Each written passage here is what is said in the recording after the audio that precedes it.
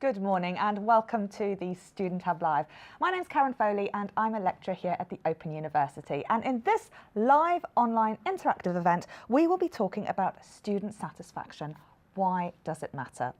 Now, during today's programme, which consists of 4 sessions, you'll be offered the opportunity to talk and share your experiences of student satisfaction in the chat box and also fill in the widgets that we've got lined up for you.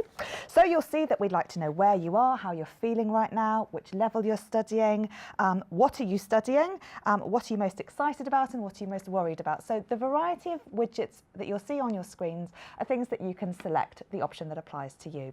Now, if you see a word cloud which has got 3 options in it, then you just need to put 3 things in, or if there's only 1 or 2, put a full stop in, otherwise your results won't submit. Now, HJ and George are on our hot desk today. Welcome both. How is everyone? Good morning. I think we're a bit cold, if anything, today. We don't know what's happening with the weather, but I think we're all excited and ready to go. I got George with me because George answers student questions all the time, don't you? Yes, indeed. Yeah, it's a good job. Brilliant. George, you're on our student support team normally when you're not here in the studio, aren't you? How's everyone doing right now? What are the sort of concerns and questions that you're getting on the help desk? Certainly from the national student survey, it's why? Why should I do this? You know, why should I be completing this? And you know, we're trying to obviously fill in the blanks for them to let them know it's important for both them as students and also for us as a university to get their feedback, to use that then to, you know, for the knock-on effects that it has, and also for us showing up on tables and boards so that we can say, right, okay, we are providing for our students and they're showing it by completing the survey. Brilliant. Excellent. Well, thank you very much, George. And HJ, how are you today? You all right? I'm doing very well. I'm excited, as always, to be chatting to everyone today. So, as normal in the chat, anything goes. We love to hear your thoughts, comments and questions. And if there's anything you think our guests should know in the studio, we'd love to put it to them. And they always love to hear from you as well. We've also got our board behind us. So, I've started putting a few of my pictures up there of some of my study buddies. So I had my rabbit up there, and I had Jeffrey the cat, who always used to sit on my files. I'm sure everyone has exactly the same thing with cats on keyboard. So if there's anything you would like to show us or send in to us, just email us studenthub@open.ac.uk or on Twitter @StudentHubLive. And there's a short statement where you just need to say you're happy for us to put the picture on the board, and we'll happily show it. Or we'll love to see it anyway, but we'd love to see the view from where you from, your desk. If it's messy like mine, I like to know it's not just me. But in the chat as well, everything goes. So we are excited to get going. Thank you very much, HJ. Okay, so today's programme, we're first going to talk about student satisfaction and belonging. We're then going to talk about Office 365, which is excellent. So I've got someone from the computing help desk to come and show you how that all works. We're then going to talk again more about student satisfaction and about applying your own learning to establishing your goals. And then finally, we're going to talk about belonging and community with Chris and Sam. But first, I'm joined by Liz Marr, Pro Vice Chancellor Students, and Cath Brown, from the OU Students Association, and Sally Hayes, who works alongside Liz. And you'll see lots of other widgets now appearing in your screen. Do you feel part of a community? What does community and belonging mean to you? How important is it? And what can the OU do to create a better community for students? So if you can fill this in, that would be fantastic.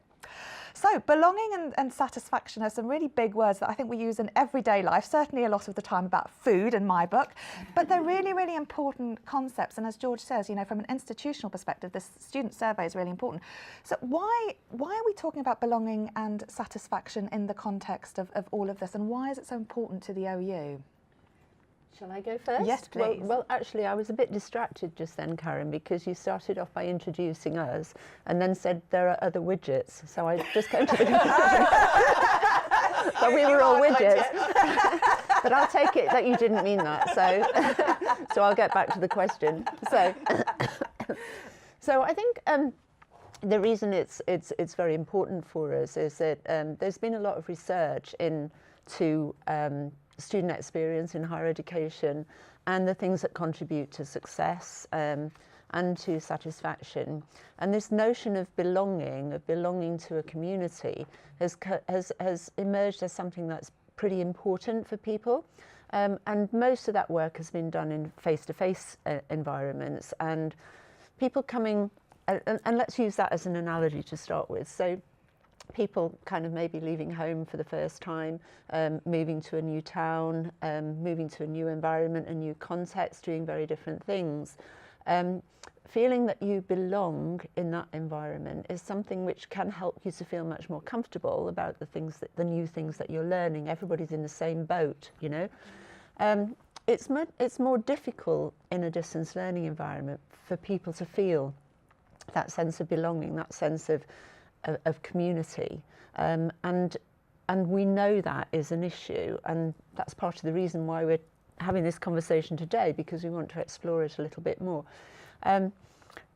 The literature hasn't really looked at the experience of belonging in a distance learning university, except of course Karen, and I'm sorry, but I'm going to mention this.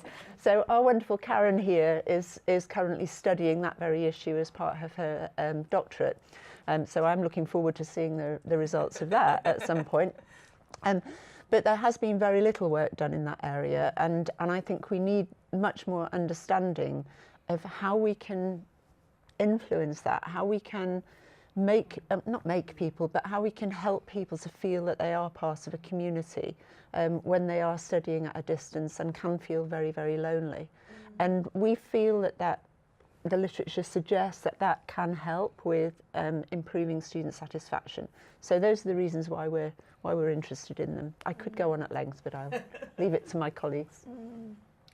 Yeah, so you know, even though we don't have a robust evidence base, I think all we have to do is reflect about our own personal experiences. And even if you think about living at home in your community, you know, when you've got good friends, you've got good family, you've got people around you that you can ask for help, that you know where you can seek advice and help from and all that. So you can kind of reflect, can't you, how we each of us exist within our family lives or within our friendship groups. It's really important to have that level of and sense of belonging and sense of support. And it's exactly the same in a distance learning or any university actually. So you know, if I've got a issue you know, with how I reference or understanding an exam or a TMA question, you know, if I can contact people who are, you know, in that space with me and feel comfortable and that I belong to that group and that I'll get sensible and good responses and people are caring for me, then, you know, you feel that sense of belonging and confidence really to ask those questions,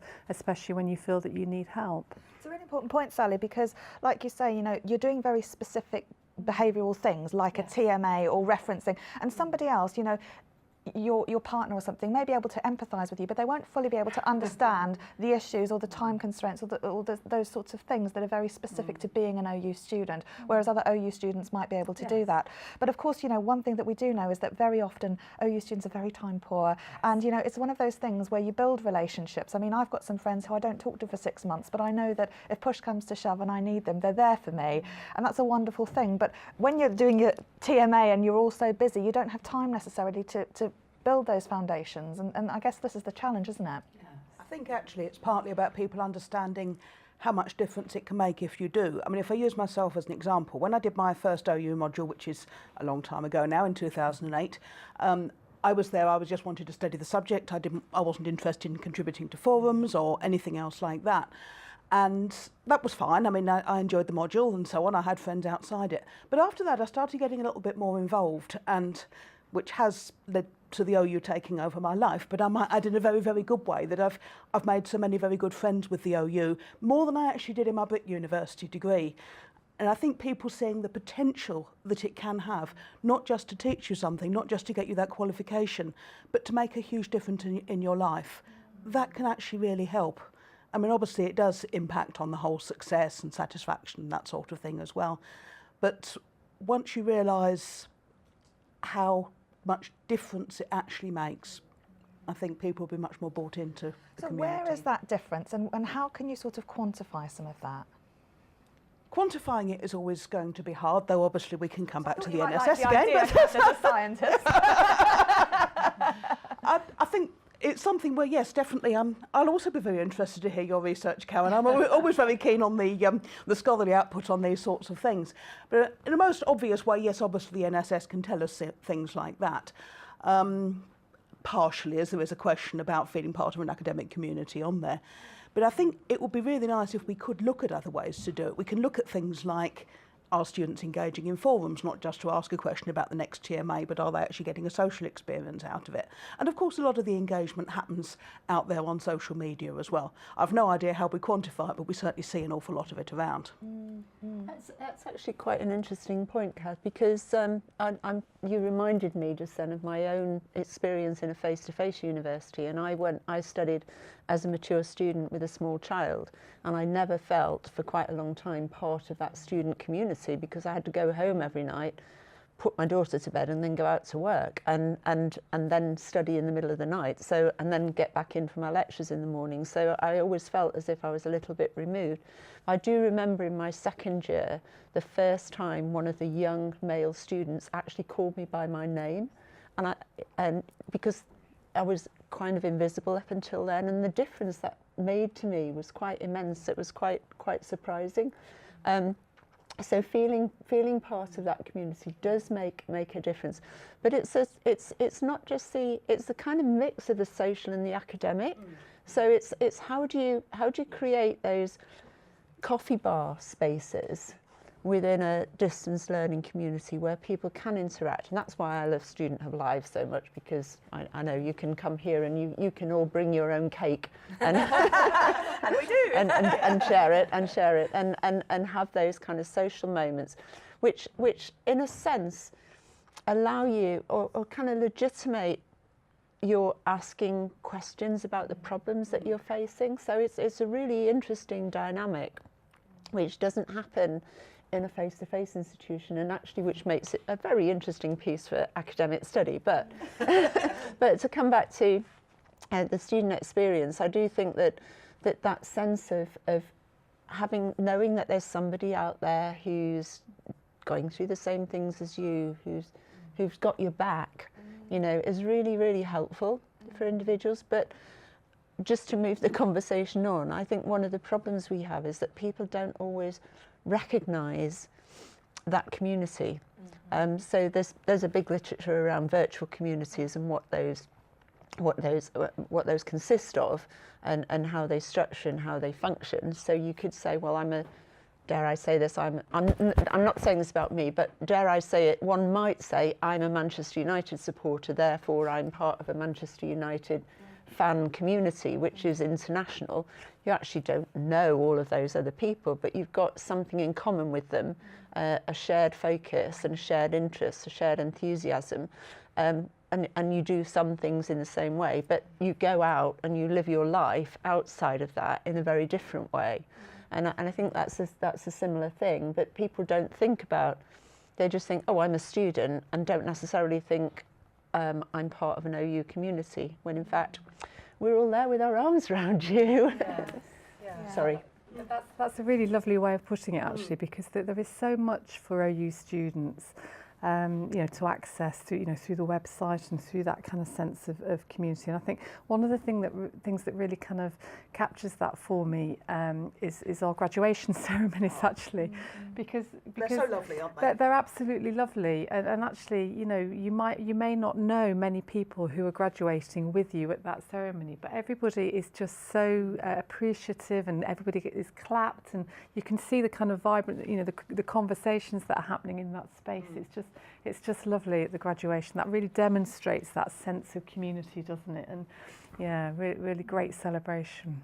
I want to come back to Liz's point about the mixture of the academic and the social. I think that's so important. Yeah. And if I think about one of the best modules I ever studied, one of the things that made that so good was that we had the sort of intertwining of jokes, personal anecdotes, with asking questions from the most basic to the most advanced, and all looking out for each other in that module. It just made it a brilliant experience. That was back in 2011. I'm still in touch with a lot of the people from then. And the central academic staff were all involved as well, and the tutors, and that was one of the things that made it particularly special. Absolutely. Well, back at home, Katie says that she feels that learning online she gets an awful lot of support from. And Jade has been trying to take a picture of Thomas the cat, but he's gone behind the sofa. Better luck next time, Jade. But you have been filling in a lot of our widgets, and I'd like to introduce those to the conversation as well. So a lot of you have said that you do feel part of an OU community, which is fantastic.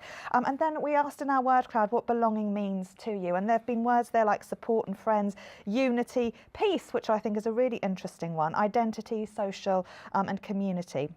And we also asked how important you feel it is to belong, and let's take a look and see what you had to say about that. Excellent. So 80% of you said it's very important, 20% say it's quite important. Now, this is a really interesting thing, and I think it's something that we've sort of been touching on, is that for some people, things like this can really, really matter and make or break situations. And for other people, it's less important to belong. And I do sort of want to emphasise the point that whilst we're saying that we are there with open arms, you don't all have to come in and have a cuddle type thing. So it's about that sort of sense of knowing when you might need community and support and when you might not. So when does it matter? I mean, Liz, you've raised the point that, you know, sometimes when things are bad, you might need more support than not. Is that always the case in your opinion, or can community sort of have another function and belonging other than when the going gets tough? Yeah, I think it's important to remember that a community is always made up of a number of individuals, and individuals, that the one thing that makes them the same is that they're all different. Yes. You know, so one person's experience of needing help and support might be quite different from another person's. And it may be that those people don't feel nervous about seeking support, or feel feel a bit Apprehensive? yeah, apprehensive about asking for help. And actually the community can help that, because by seeing other people ask similar questions, it lessens that apprehension a little bit. And this is the thing you were sort of saying as well about how, you know, sometimes in a distance environment, in a virtual community, you can put something out there and you don't know how people are going to respond to it. You don't necessarily want to go and say, I'm really behind, I don't know what I'm doing, and then everyone, lol, and you know, you don't know how people are going to react to that sort of thing. So you can sometimes feel apprehensive putting those things out, and it's nice when somebody says something that can sort of then say, oh yeah, me too, I feel like that also. Yeah, definitely. I think there's also another dimension to that as well, because I think sometimes people come to university expecting to have all, be given, if you like, all the answers, but very you know, one of the really, really important things about the OU community and our student community is that they have a lot of the answers themselves, and so people learn from each other. So when you know, you're in a tutorial, especially, or whether you're having conversations online, it's amazing. Sometimes you, as an academic, you kind of throw in a question or a perspective, or start a conversation about a certain, and actually the learning comes from the conversations students have with each other, and that's the beautiful thing about, I think, about working at the OU, that because people quite often are in employment, where you know, more generally in older populations, so there's lots of different perspectives that come in and enable that really great depth of learning from different perspectives in the classroom. It doesn't all come from the module material, and it certainly doesn't all come from the tutor. It comes from the students as well, and so that kind of joining in that pedagogic community is really powerful. I think the whole point about the community being there when you need the help, in a sense it really helps if you do establish a bit of it before that. So the sort of thing you often see with students interacting is, yes, we have the pictures of the cats on the keyboards, and the dog looking soulfully at you when you want to do your TMA, or indeed the chocolate cake that you promised yourself when you finished your TMA. And just sharing those silly little things just breaks down some of those barriers as well. And I think that maybe makes it a little bit easier to ask for help when you actually do genuinely need it. Yeah. Actually, that's really, really interesting, because I've got some OU students who are friends on Facebook. They all seem to have cats on their keyboards. Actually, it's maybe it's a requirement, and cake is a feature, as we know. But actually, it was interesting. I saw somebody post something the other day asking hive mind, you know, and that seems to be quite a thing in Facebook. Hive mind, can you give me the answer to this, give me some thoughts on this, and then everybody chips in. And I like to think that is the kind of virtual community we're trying to create within our forums, within our within all our activities, and particularly the things that the Students' Association are trying to do, and you know, so that people have got answers in more places than one. I would just one note of caution. When I was working in a face-to-face institution, I used to get students come to me and say, "Oh, I believe that the exam is on such and such a date in such and such a room." I'm going, "No." And why do you think that? "Oh, well, so-and-so told me." Well, actually, for some things, there's one source of truth. So stick with that one source of truth. And you want to get that piece of information right. Yeah. So you do need to be Good careful. point there, Liz. That we do see misinformation happening quite a lot. I mean, one of the things, to be honest, that I and my colleagues in the Students' Association spend a fair amount of time doing is trying to correct some of the misinformation. But obviously, we're very keen more generally to give students opportunities to get involved in what you might call the nice ways, like our societies and clubs and our local meetups, ways that they can volunteer. So things like helping with our raising awareness of homelessness student-led project in Milton Keynes. People can do the same sort of thing wherever they are and get a bit of backing from us, but also use some of the support services like our peer support. So obviously we know people create their own communities as well, but we have a few ready-made for them if they want to come along. And where can they find out about those, Cath? If we go to our website, that's www.oustudents.com, and then you can use the various drop-downs to explore our community and our support and various other activities that we have. Brilliant. Lovely. Now, we asked everyone at home what could make a better community, and we've got some interesting things. So let's take a look and see what people had to say. Student Hub Live in the middle, that's great, lovely, in the right place. Student conferences from the beginning, meetups, advertising events, module events, treat us as human beings, more social events, regional events, stop discriminating, chat rooms, tell students to ask, explain the support, new student support. So some really interesting ideas there. One I think that's so interesting that sort of resonates with me is treat us as human beings. I think sometimes in digital capacities with so much automation and so many emails and standardized things going out, it can be, you know, easy to forget that behind things there is someone. And often, you know, when people are calling out for help, sometimes there's a lot of damage behind that person, you know, that we don't always see. I think that's such an important point. I mean, the vast majority of staff I've come across at the OU have always been incredibly helpful and supportive towards students, and I think it's a brilliant organisation from that point of view. But for anyone, there can be occasions when you slip into the someone's at a distance, the computer says no mentality and that sort of thing, and so we just need to, all of us, just bear in mind that the person at that other end of the email or the phone is a human being too. Think about it from their side. Yeah. And it's also interesting, I think, sometimes when people aren't happy about something, like some people are saying, you know, could I have more of this or more of that? Sometimes we think because it's a service, that's it. And it may be useful, as you say, Cath, to sort of say, actually, I'm not really getting the answers I want here. And it sort of goes back to your point, Sally, about being a more autonomous learner and taking some direction as well for your own stuff and saying, actually, you know, I would really like this. Can, as a university, you offer that for me? You know, and it's a way of sort of doing that. But Liz, this is something your office is really doing, is hearing a lot of these things that students are saying and then doing something about it. So could I just end by sort of asking for some reflections on some of those aspects? I know you can't answer them, and this is a great start to get some of that data. But broadly speaking, what are you going to do when you hear things like this? Okay, so when I hear about the things that students are concerned about, what do I go back and give them to Sally to sort out? No, we work as a team. So there was a particular example, I think. Can I use this example? Okay. So there was one example that Cath raised with me when I was very, very early on in the post at the beginning of this year, which was all of 2.5 months ago, around some dissatisfaction around some tutors giving extensions for TMAs and other tutors being less generous with the extensions. And that's quite a difficult issue to deal with because there are guidelines, and I think it's sometimes that it's when people are more generous, it shows up the people who are sticking to the rules rather than being less generous. So in a sense, we have to get this right, and it's not an exact art because every case is going to be different. So there needs to be some flexibility in how you make the decisions. But nonetheless, there is a perception that this could be unfair. And so I took that away, got together with some people in the team with Sally.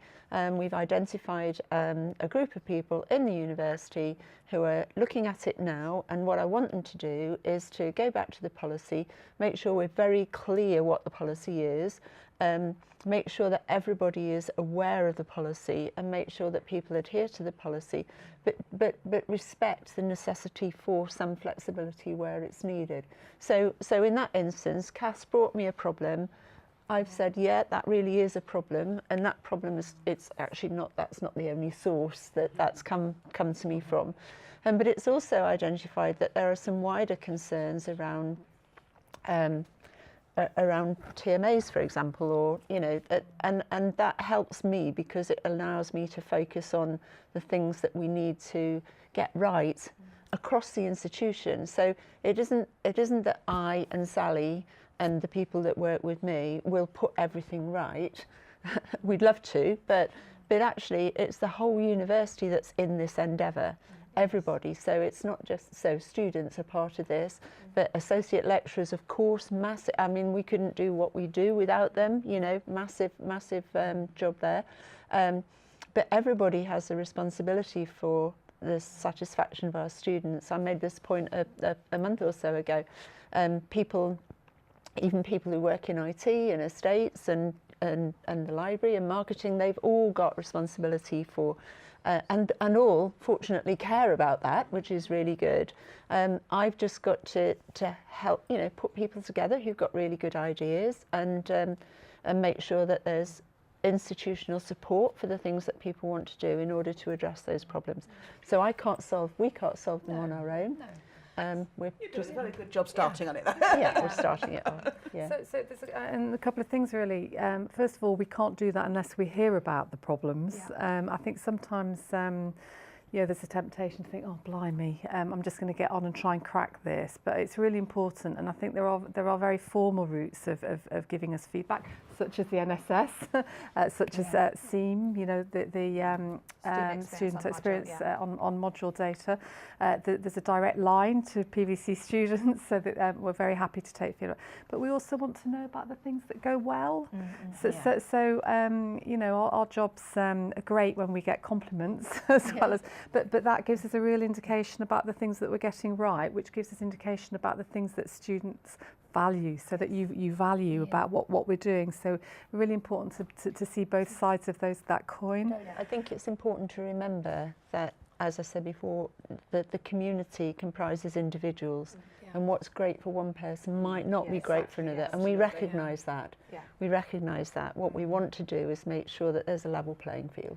And it's balancing it all with the things, because whilst we would all like TMAs to go away, unfortunately, they're an essential part of studying. Cath, Sally and Liz, thank you so much. We've been hearing that things are going well on the hot day, so I would like to end by asking what's going on with you, HJ and George, and everybody at home. Well, we've got quite a few things going on, and I know one thing, that we finally got a picture of Thomas the cat, so I've heard it's on its way, so we're going to be treated to seeing Thomas the cat soon. And I know George has picked up some fantastic comments as well about community and studying. Yeah, I've spoken to a couple of people that, and Jade especially, who's sort of picked up on the fact that we give students with mental health, we take more on. And I always say to students when I'm speaking to them that the more you tell us, the more we can help, and the more we can sort of, the more we can provide for you. And it's so key that if they're telling us, that we support them and let them know how we're going to do that, and obviously move it forward so that they keep that progression, wanting to study with us, wanting to make sure that we're giving the best we can to them so that they can give the best they can to us. That's brilliant. And she also feels really comfortable discussing it with her tutor, doesn't she? Which is so important. That's it. And I mean, the other thing as well that was picked up on is about people studying together. So the whole community side of it. And again, in student support, we speak to a lot of students who do study on their own, which is, that's fine. But if you're doing it together, the confidence, which is almost as key as what you know, is the confidence you've got to bring that across, and how you present it in the way that your TMAs are actually submitted, and how you feel about them moving forward, especially even if it's the confidence of asking for the feedback if you don't do so well. It's important, and especially when you're sounding things off. Where are we? One of the students that's come through to us is saying that she does it with her partner, and what she'll do is she'll get them to sound it out to her. And sometimes it's good to get a different perspective, even if it's just reading out what you're reading, so that then maybe you can view that in a different sort of light. Yeah, no, that's brilliant. Excellent. H-Day. I just reflecting on what George said as well. A lot of people say that the great thing about the OU is there's a lot of people in the same circumstances. So I know some people in the chat saying that they have dyslexia, and it's great to know that there are others like that they talk to on social media and they chat with, and they all get great support from the OU and their tutors. And I think the main thing as well with anything you need help and support with is just make the OU aware or your tutor aware, and you will get help and support. And a lot of people are saying that's what they're getting, which is fantastic. It is amazing the amount of people that I speak to that need help, and it's usually the ones that most need it that are most loath to ask for it, and that sometimes is so sad, because when you know that there's so much you can offer, if people come to us and let us know, there's so much we can do to help them. Brilliant. Thank you so much, both. And if there is something that you want to talk to somebody like George about, he won't be on the desk this morning because he's here, but there's some really lovely people in the student support team. And like George says, you know, they really, really do want to hear about things. There are a range of ways that they can tailor support for you as an OU student. So please do pick the phone up, whether it's things like managing your time, even before there's a problem, or if you just want some advice or tips, or you think maybe I'm not studying smart enough or hard enough, or whatever your concern is. The student support team are there, and they can put you in touch with the right people who can offer you some support in your journey. And if there are things that you've fed in that you would like me to forward to Liz, and then to Sally, and then to Cath, please do email us, because in all honesty, you know, it's really, really important to get feedback. So if there are any things from those word clouds that you'd like to expand on, we would love to hear from you. There are a variety of routes, but for now, if you want to email studenthub@open.ac.uk with anything that's come up from today's programme, we will certainly put that onto Liz's desk for you. Right, we're now, that's all right. We're now going to show you a video that Liz and Cath made a little bit earlier about the National Student Survey. So we'll fill you in about that. And then we're going to come back and talk about one of the things that I'm really pleased the university's given all students, which is Office 365 for free. And Jane from our Computing Help Desk is going to show us how to access that. It's really a great tool. So join me in our next session after this short video. See you soon.